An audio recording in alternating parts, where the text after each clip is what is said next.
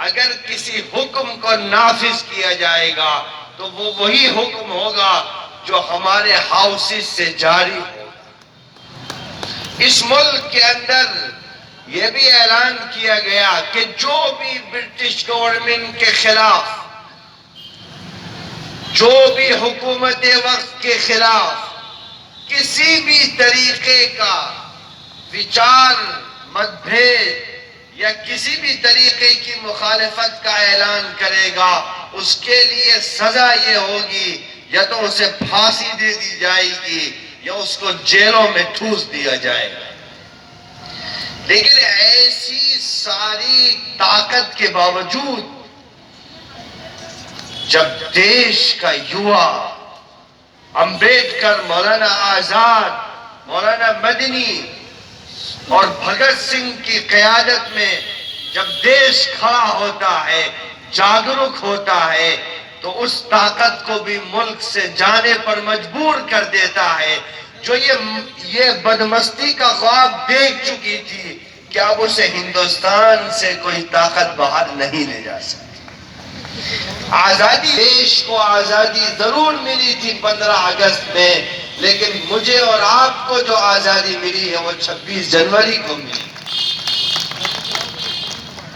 Doctor Ambedkar ने जो संविधान दिया था, उस संविधान के पीछे करोड़ों देशवासियों का बलिदान था। मैं आपके कार्यक्रम में आने से पहले दूसरे प्रोग्राम में था और मैंने वहां एक बात कही थी कि जो लोग देश के लिए शहीद हुए हैं, अगर आप देश के लिए शहीद नहीं हो सकते तो आपको इस देश के लिए जरूर जीना पड़ेगा। इस देश के लिए जीने का मतलब क्या है? यकीनन हमें आजादी मिल चुकी है, उस आजादी को धरातल पर उतारना ये अब मेरी और आपकी जिम्मेदारी है। अंबेडकर ने तो, डॉक्टर अंबेडकर ने संविधान दे दिया।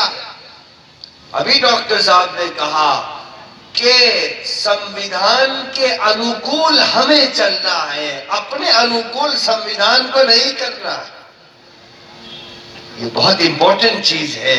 आज देश के अंदर जो सिचुएशन है उसका खुलासा यही है कि हर ताकत ये चाह रही है कि वो संविधान को अपने अनुकूल कर दे, लेकिन देश का विकास उसी वक्त संभव हो सकेगा जब देश संविधान के अनुकूल हो जाएगा और देश में सत्ता करने वाली पार्टियां संविधान के अनुकूल चलने लगेंगी।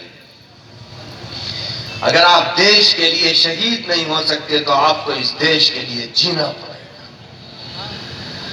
बहुत सारी चीजें देश के अंदर घट रही हैं और याद रखिएगा, जो कौम और जिस दौर के लोग आजादी का ख्वाब नहीं देख सकते हैं, वो कौम, वो देश और उस दौर के लोग कभी सक्सेसफुल नहीं हो सकते। आजादी का मतलब ये नहीं है कि आप ऐलान कर दें कि साहब के आजाद मुल्क है, नहीं, आपको अधिकारों की आजादी होनी चाहिए, समान अधिकार मिलने चाहिए।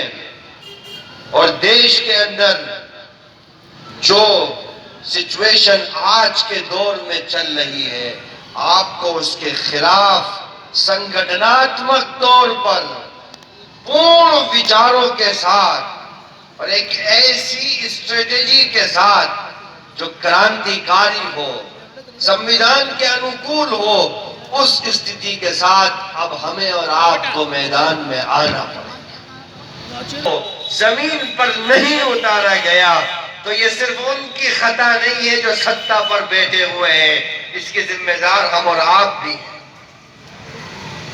हमें जागरूक होना पड़ेगा संविधान को जमीन में लाने के लिए।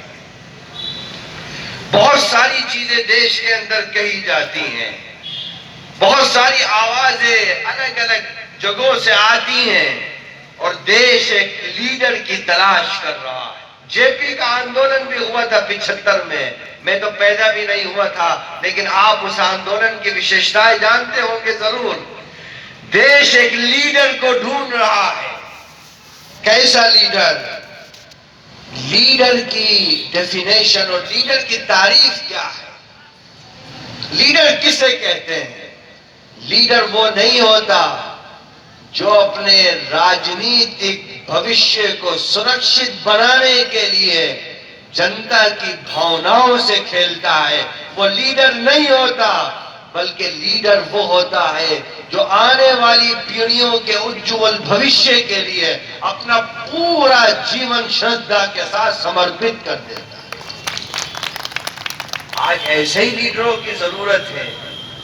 और देश के अंदर जो सूरत हाल चल रही है, आप पिछले कई दौर पर नष्ट हो, कोई आदमी आराम से चल नहीं सकता, कोई आदमी चैन और सुकून के साथ अपना जीवन नहीं गुजार सकता। और अभी की डेमोक्रेसी है साहब, कोई बहुत पुरानी नहीं है।